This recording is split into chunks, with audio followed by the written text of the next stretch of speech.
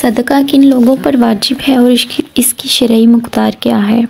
सदका फ़ितर किस वक़्त देना चाहिए और किन लोगों को देना चाहिए।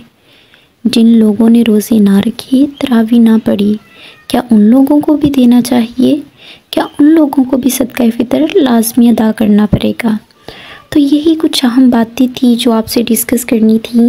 ये अक्सर क्वेश्चन जहन में आते हैं। इंशाअल्लाह मैं कोशिश करूँगी कि इन तमाम तर सवालात के जवाबात ज़रूर आप तक पहुँचाए जाएँ। सदका फ़ितर के मुतालिक जितने भी सवालात हमारे जहन में आते हैं, बिल्कुल आज आपको उनके बारे में वाज़िया जवाब मिल जाएगा। कोशिश किया करें कि इस तरह के क्वेश्चंस को गैदरिंग में डिस्कस किया करें। दोस्त अहबाब जब बैठे होते हैं, मिलकर गप्पे हाँकने की बजाय शरई मसाइल को एक दूसरे से डिस्कस किया करें। अक्सर हम शर्माते ही रहते हैं, लेकिन बड़ी देर तक हम शरयन जो काम नाजायज़ होते हैं वो करते रहते हैं। तो इसमें शर्माने वाली कोई बात नहीं है। एक दूसरे को थोड़ा बहुत बताते रहा करें। कुछ लोग होते हैं जिन्हें पता नहीं होता, तो इस तरह जब वो गलत काम करते हैं तो ऐसे बेचारे करते भी हैं, लेकिन उनका सही नहीं हो पाता, शरीयत के मुताबिक नहीं होता। इसलिए अगर जिस बात का आपको इल्म है, दूसरों तक पहुंचाना अपने आप पर फ़र्ज़ समझा कर करें। दूसरों तक ज़रूर पहुंचाया करें। बेशक प्यार से अपने लहजे में मिठास पैदा कीजिए कि आपकी बात का लोगों के दिल पे असर हो।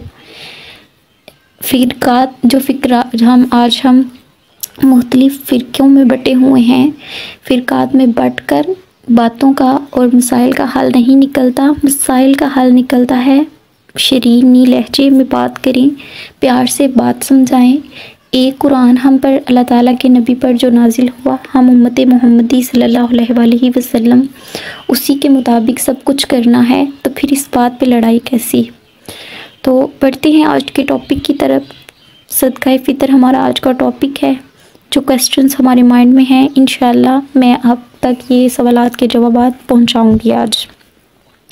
सबसे पहले क्वेश्चन था, सदका फ़ितर किन लोगों को अदा करना चाहिए, किन लोगों पर वाजिब होता है। इसका एक जवाब ये है कि सदका फ़ितर हर उस आज़ाद मर्द और औरत पर वाजिब होता है जो मालिकी निसाब हो।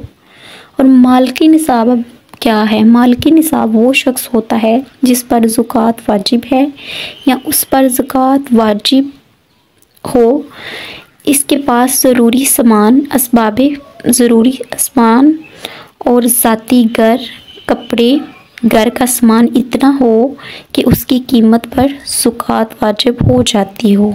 हवा वो तजारत का माल हो या ना हो, इसे उसने पास रखे हुए साल गुज़रा है या नहीं भी गुज़रा, फिर भी उस पर ज़कात वाजिब हो जाती है।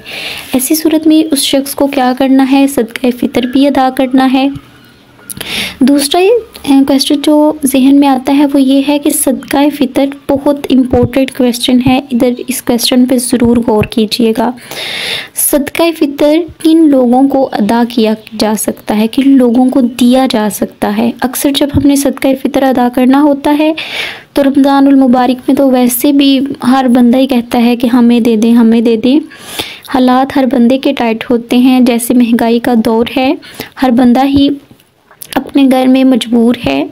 तो सदका फ़ितर का जो बहुत अहम मसला है वो ये है कि सदका फ़ितर उन तमाम लोगों को दिया जा सकता है जो इसके असल वाले मुस्तहिक हैं। असल वाले मुस्तहिक से मुराद, अब इसकी भी डेफिनेशन सुन लीजिए कि जिन लोगों को ज़कात देना जायज़ है ना, उन्हीं लोगों को सदका फ़ितर देना जायज़ है। आपका सदका फ़ितर तब ही होगा अगर कोई ऐसा फ़र्द जो शरयन फ़कीर है, जो शरई तौर पर फ़कीर है, यानी ज़कात लेने के काबिल है। इसमें बेवा भी आ जाती है, यतीम बच्चे भी आ सकते हैं। इसके अलावा वो लोग जो अपनी ज़रूरियात ज़िंदगी नहीं पूरा कर सकते, कासिर हैं ज़रूरियात ज़िंदगी पूरा करने से। तो ज़कात, मुसारिफ़े ज़कात हम वीडियोस में बयान कर चुके हैं, वो देख लीजिएगा। इंशाअल्लाह उन तमाम पर ही सदका फ़ितर वाजिब होता है। उन सदका फ़ितर उन तमाम पर हम अदा कर सकते हैं, उन तमाम लोगों को। इस तरह से हमारा सदका फ़ितर हो जाएगा। अगर किसी राह चलते फ़कीर के हाथ में आप सदका फ़ितर थमा देते हैं इस नीयत से कि ये मांगने वाला है, इसने मांगा है, हम इसे सदका फ़ितर दे देंगे, इस तरह आपका सदका फ़ितर अदा नहीं होगा। यानी सदका फ़ितर सिर्फ मुस्तहिक को ही पहुंचना चाहिए। अहम क्वेश्चन और सदका फ़ितर कब तक अदा करना चाहिए। देखिए, सदका फ़ितर आप पूरे रमज़ान में किसी वक्त भी अदा कर सकती हैं। इसके लिए कोई भी वक़्त की पाबंदी नहीं, कोई मुकर्रर वक्त नहीं है, लेकिन आप कोशिश करें सबसे जो अफसल वक्त है सदका फ़ितर अदा करने का, वो आप ईद की सुबह, ईद की नमाज़ पढ़ने से पहले पहले अदा करें, तो आपका सदका फ़ितर हो जाएगा। और इसके अलावा एक और क्वेश्चन है कि क्या सदका फ़ितर उन लोगों को भी देना वाजिब है जिन्होंने ना तो नमाज तरावी पढ़ी, खुदा न खास्ता ना रमज़ानुल मुबारक के रोज़े रखे, क्या वो भी सदका फ़ितर अदा करेंगे? जी हाँ, क्यों नहीं, वो मुसलमान हैं अगर तो ज़रूर सदका फ़ितर अदा करेंगे। रोज़े, देखिए, रोज़े ना रखना और नमाज ना तरावी ना पढ़ना, उसकी कई वजूहात हो सकती हैं। सफ़र की वजह हो सकती है, बुढ़ापा हो सकता है, या फिर किसी को मर्ज़ ही ऐसा होता है कि वो इतना लंबा रोज़ा नहीं रख सकते, या माज़अल्लाह कोई बग़ैर किसी उज़र की वजह से भी रोज़ा छोड़ दे, तब भी इस बंदे को सदका फ़ितर अदा करना होगा। सदका फ़ितर उस पर वाजिब है। उनके लिए भी सदका फ़ितराना अदा करना वाजिब है। ये तमाम तर उन लोगों के लिए भी कि जिन्होंने रोज़े छोड़े हैं, तरावी भी छोड़ी है रमज़ानुल मुबारक में, तो वो सब भी सदका फ़ितर अदा करेंगे। ये सवालात थे जिनके बारे में अक्सर पूछा जाता था। ये बात तो क्लियर हो गई। इंशाल्लाह इस वीडियो के बाद तमाम तर क्वेश्चंस आपके क्लियर हो जाएंगे। आगे बात है कि सदका फ़ितर की मकदार कितनी है। 2024 में इसकी मकदार, इस साल हमें कितना सदका फ़ितर अदा करना होगा, यानी कि इसकी शरई मकदार कितनी है। इस हवाले से ये है कि सदका फ़ितर की शरई मकदार ये है कि गंदम या इसका आटा वो निस्फ़ सा है। अब निस्फ़ सा सुन लीजिए कि अगर इसे 1 किलो के हिसाब से आप एक्सप्लेन करते हैं ना, तो निस्फ़ सा है जो है वो 1 किलो 920 ग्राम बनता है। मुहतात अंदाजे के मुताबिक ये 2 किलो बनेगा। ठीक है, निस्फ़ सा जो है वो 2 किलो के बराबर बनेगा। तो आपने क्या करना है, गंदम या उसका आटा 2 किलो बनता है, उसकी कीमत ले लीजिए, या फिर गंदम या आटा ले लीजिए। इसी तरह अगर आप जौ, किशमिश या खजूर के हिसाब से सदका फ़ितर अदा करना चाहते हैं, तो वो भी पूरा 1 सा होगा। गंदम निस्फ़ सा होगा, किशमिश, खजूर और जौ ये सब होंगे पूरा 1 सा होगा इसका। और इनकी मकदार जो है, इनका जो है वो किलोग्राम में अगर करें, गंदम का निस्फ़ सा 2 किलो बन गया, तो ये अगर पूरा सा है तो वो कितना हो जाएगा, 4 किलो बन जाएगा।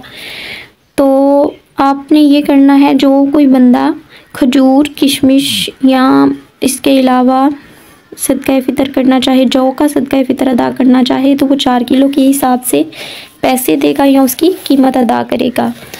ये देखिए, सदका फ़ितर उस चीज़ का करना चाहिए जो आपको खाने में ज़्यादा पसंद है, या जो फिर आप ज़्यादा अफोर्ड कर सकते हैं।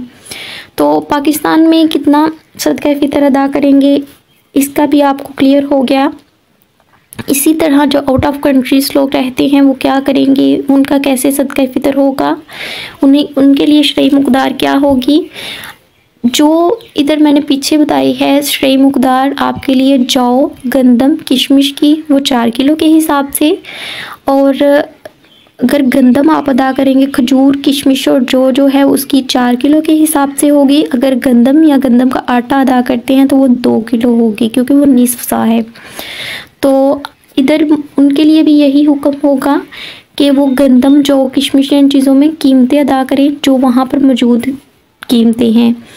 अगर पाकिस्तानी कीमत में मिसाल के तौर पर यहाँ से अगर आपको आटा जो है वो 200-400 रुपये किलो मिल रहा है, तो इस हिसाब से आपने पाकिस्तानी हिसाब लगाने नहीं बैठ जाना कि मैंने पाकिस्तानी 200-400 रुपया अदा करना है। नहीं, आपने उस वक़्त अगर तो किसी आप और यूरोपियन कंट्री में हैं तो आपने डॉलर के हिसाब से पे करना होगा। तो इसके अलावा अगर आप सऊदी अरबिया से हैं तो आपने वहाँ के हिसाब से रियाल में, ये रियाल की जितनी कीमत बनेगी, जितनी कीमत के हिसाब से उसके आटे की कीमत बनती है, उसी हिसाब से पैसे अदा करने होंगे।